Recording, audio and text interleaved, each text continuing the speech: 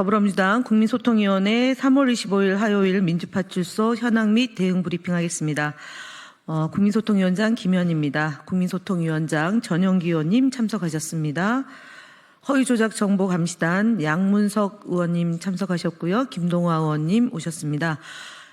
양문석 의원님은 지금 윤석열 대통령 즉각 파면을 위한 단식 농성 9일차입니다. 그럼에도 불구하고 오늘 더불어민주당 팩트체크 네트 민주파출소 1일 브리핑을 위해서 이곳 소통관에서 함께 하고 있다는 점 말씀드립니다.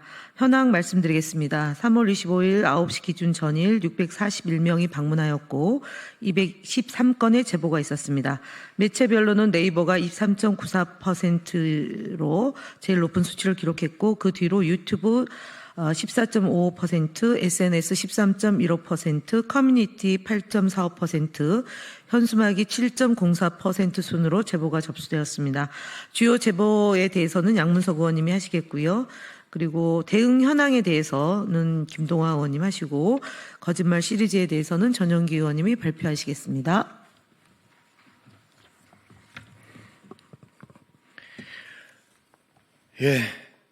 대한민국의 법질서가 무법천지가 되고 권력이 있는 사람들이 아예 선택적 법 준수를 행하고 있는 이 시점에 끊임없이 우리는 법질서를 바로잡기 위해서 그리고 제대로 된 민주주의를 위해서 싸우고 있습니다.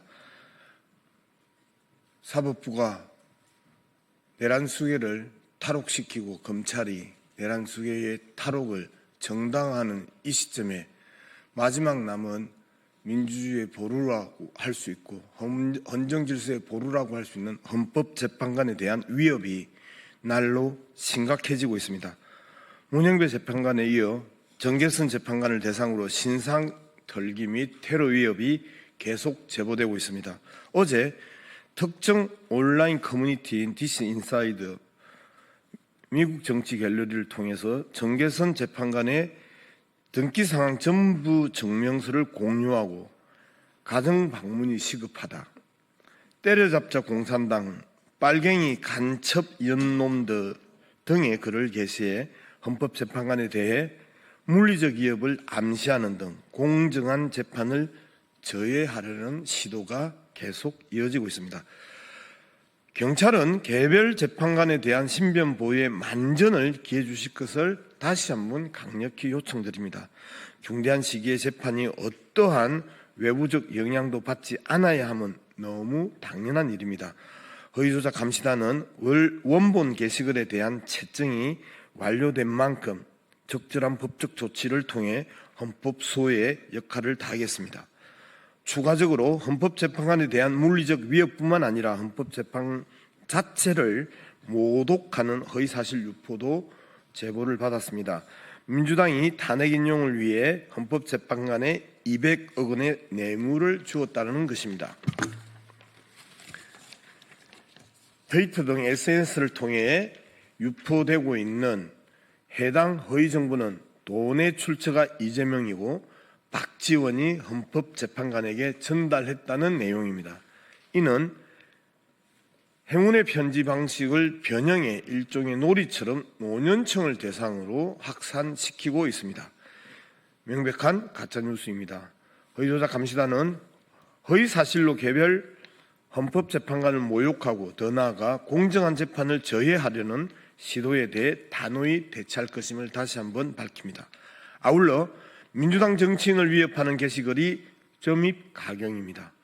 민주당이 고의로 산불을 냈다며 민주당 정치인들을 사형시켜야 한다. 그러나 이재명만은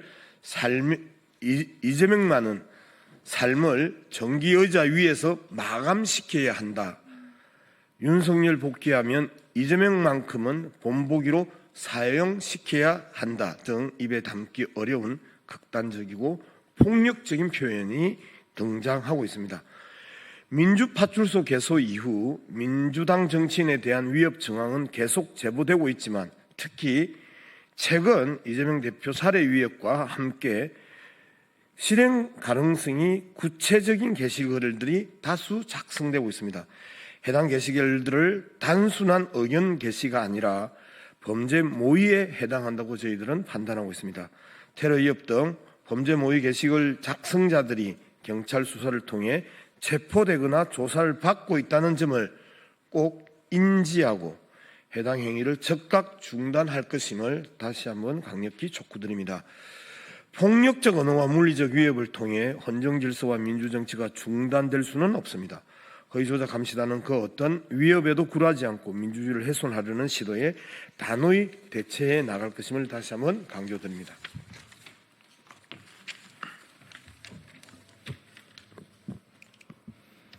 네, 다음은 주요 대응 현황입니다.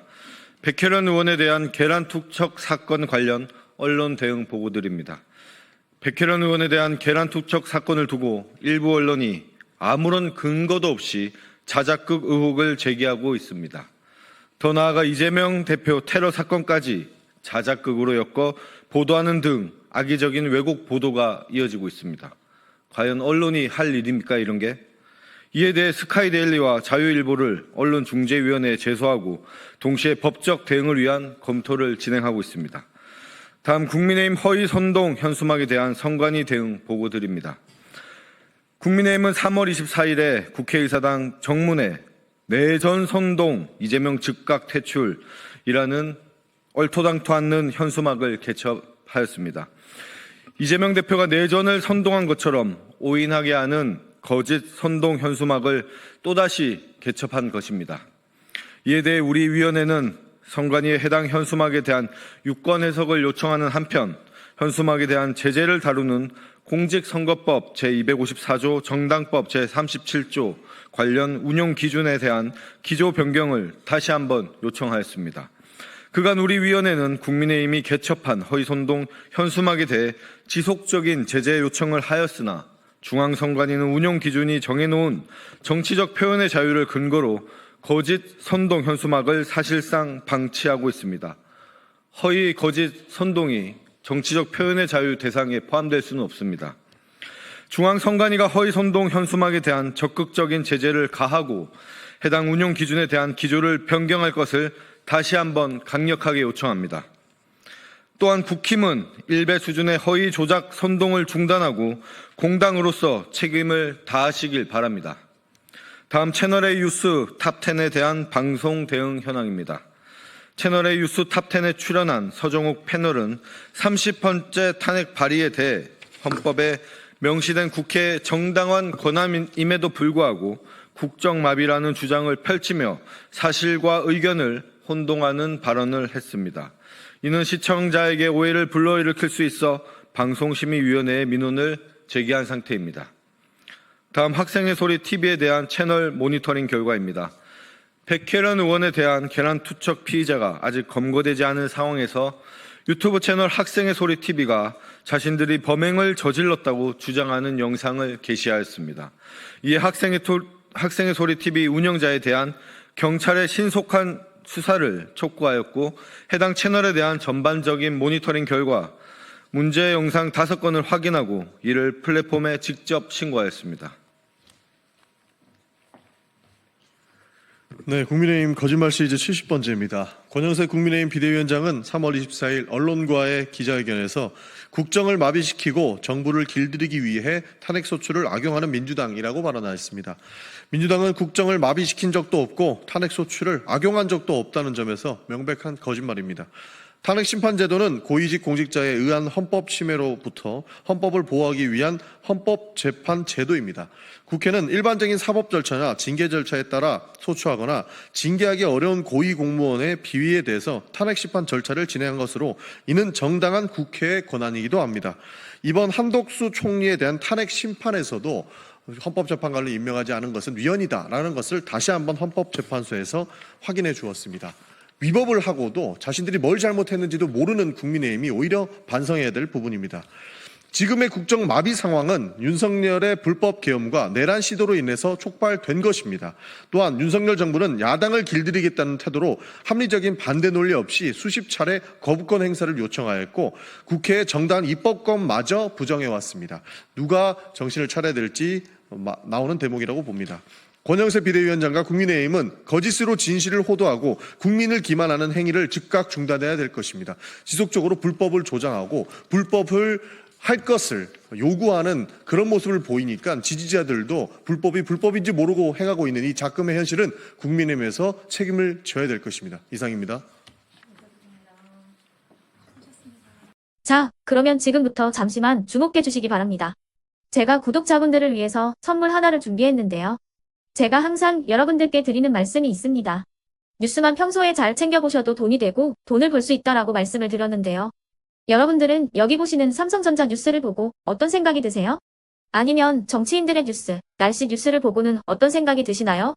그냥 뉴스만 보고 끝내는지, 아니면 이 뉴스를 어떻게 이용할 수 있는지, 이 부분을 고민하고 계시는지를 되물어보고 싶습니다.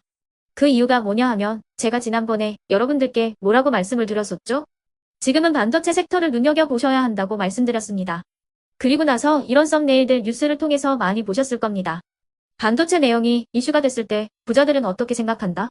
반도체 관련주들은 뭐가 있는지, 어떤 종목이 가장 좋은지, 어디에 투자해야 돈이 몰리는지 자연스럽게 생각한다고 제가 말씀을 드렸죠. 그 이유가 뭐냐 하면 부자들이 봤을 때는 이슈가 곧 돈으로 이어지고 그 이슈가 나에게 돈을 벌어준다는 경험적 확신이 있기 때문에 부자들은 항상 이런 사회적 이슈를 관심있게 챙겨본다고 제가 말씀을 드렸습니다. 이번에도 마찬가지인데요. 제가 지난번에 시청자분들과 함께하는 주식으로 수익 내기 이벤트를 진행했었죠. 당연히 100% 무료로 진행을 했었고요. 여기 보시면 아시겠지만 제가 지난번에도 구독이라고 보내주신 모든 시청자분들께 반도체 관련주 중에 가장 크게 급등할 딱 한 종목, 많은 종목도 아니라 한미반도체 한 종목을 여러분들께 추천드렸어요.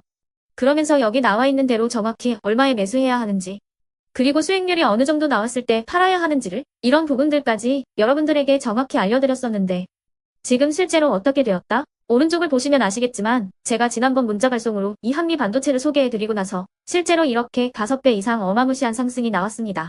100만 원만 투자를 했어도 무려 500만 원이 넘는 수익금이 생긴 거죠. 그래서 당시에도 굉장히 많은 분들이 제가 드린 이 한미 반도체로 수익을 내실 수가 있으셨을 텐데요. 다시 한번 축하드린다고 말씀을 드리겠고 이번에도 마찬가지입니다. 앞으로도 2024년, 2025년 계속해서 기대해볼 섹터는 AI입니다. 그 중에서도 AI 반도체는 그 누구도 부정할 수 없는 미래 성장 산업입니다. 그러면 우리가 어떻게 생각해 볼 수 있을까요? AI 반도체 종목 중에 앞으로 크게 대장 역할을 하면서 10배 이상 급등할 수 있는 텐베고 종목을 지금부터 열심히 추적해야 한다는 겁니다. 큰 돈을 투자하지 않더라도 월급의 일부분 아주 소액이라도 이 종목을 모아가야 수백 %의 수익률을 손에 쥘 수 있는 것이죠. 지금 여러분이 보고 계시는 이 유튜브 또한 AI 반도체와 아주 밀접한 연관이 있고 반도체야말로 대한민국의 핵심 산업으로 앞으로 더더욱 시장은 성장할 수밖에 없습니다. 그렇기 때문에 제가 이번에도 뭘 보내드리고 있냐면 지난번과 똑같이 구독이라는 문자를 보내주시면 제가 AI 반도체 관련주 중에 앞으로 대장주 역할을 하면서 주가가 가장 크게 급등할 한 종목을 여러분들께 문자 발송으로 종목명과 사고 파는 시점을 모두 알려드릴 건데요. 그 문자를 받고 여러분들이 주식으로 돈 버는 연습을 한번 해보셨으면 좋겠고요. 혹시라도 나는 주식을 하지 않는다 하시는 분들은 주변에 주식하시는 지인분들에게 말씀을 해주셔도 되고요. 아니면 연세가 있으셔서 투자가 어렵다 하시는 분들은 이 종목을 자녀분들에게 한번 사봐라, 이걸로 한번 수익을 내봐라, 이렇게 조언을 해주실 수도 있는 거겠죠. 그래서 지금 이 영상을 보시는 시청자분들 중에 나도 이번 종목이 좀 궁금하다 하시는 분들은요. 누구나 상관없이, 그리고 어느 시간대나 상관없이 부담없이 010-2514-5930번으로 구독이라는 문자 보내주시면 제가 이번에도 똑같이 무료 추천 급등주 문자를 보내드리겠습니다. 이해되시겠죠? 제 번호 010-2514-5930번으로 구독이라는 문자 보내주시면 여러분들이 직접 이슈를 통해서 돈 버는 연습을 해보실 수가 있는 거고 제가 돈을 받는 것도 아니고 투자를 대신해 드리는 것도 아니기 때문에 부담 없이 신청해 주시면 되는 겁니다. 그리고 수익이 나면 저는 다른 것은 하나도 바라지 않습니다. 제 채널에 구독, 좋아요 한 번씩만 눌러주시라 이렇게 다시 한번 말씀을 드리겠습니다.